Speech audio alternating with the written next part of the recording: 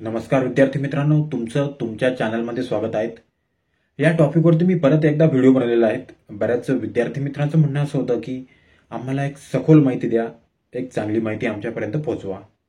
तर बघा, काही जणांचं म्हणणं असं आहे की 25 तारखेला पेपर होणार आहेत, काही जणांचं म्हणणं आहे की 25 तारखेला पेपर होण्याची शक्यता थोडी कमी आहे, आणि काही जणांचं परत असं सुद्धा म्हणणं आहे की हा पेपर आहे ना 5 सप्टेंबर ते 15 सप्टेंबर यांच्या दरम्यान होऊ शकतो। तर प्रत्येकजण एक वेगवेगळी प्रतिक्रिया देतोय। तुम्ही असल्या गोष्टीकडे लक्ष देऊ नका। सोशल मीडियावरती ज्या नकारात्मक गोष्टी येतात त्यांच्याकडे तुम्ही लक्ष देऊ नका। विद्यार्थी मित्रांनो, तुम्ही तुमच्या अभ्यासाकडे लक्ष द्या।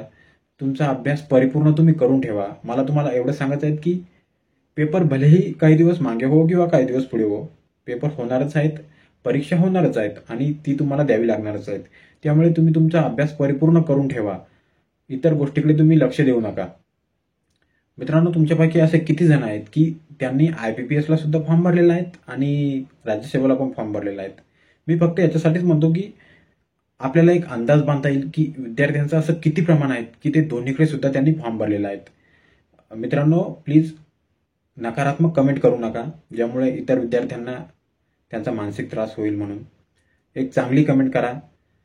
मित्रांनो, तुम्हाला शेवटी एवढं सांगतो मी, तुमच्या हातामध्ये आता जेवढे काही दिवस उरलेले आहेत, 15, 20, 25 जेवढे काही शेवटचे दिवस उरलेले आहेत, त्याच्यामध्ये तुम्ही तुमचं शेवटचं जे फास्ट रिव्हिजन करायचं आहे ते करून घ्या।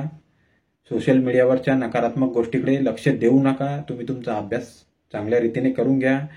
आयोग तुम्हाला तारीख कळवणारच आहेत पेपर कधी आहे म्हणून, त्याच्याबद्दल तुम्ही काळजी करू नका।